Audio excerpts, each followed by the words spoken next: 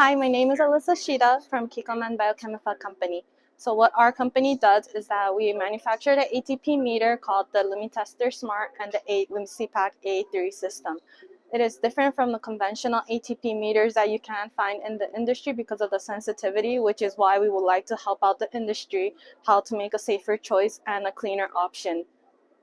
So how do we help people find cleaning products? That would be that first, we will try to make sure to promote people to go out and find out the safety data sheets that they do have to find out. And by using that, they will know which dilution rate they'll have to use for their own cleaning product. And not only that, the ATP meter that we do have can verify the cleanliness of any kind of surfaces.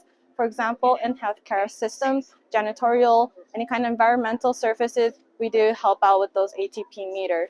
And by using those cleaning detergents, sometimes we do use too much, like making sure that it smells clean, but it's actually not clean enough. So for that, we use an ATP meter to figure out if any kind of residues are left on the surface.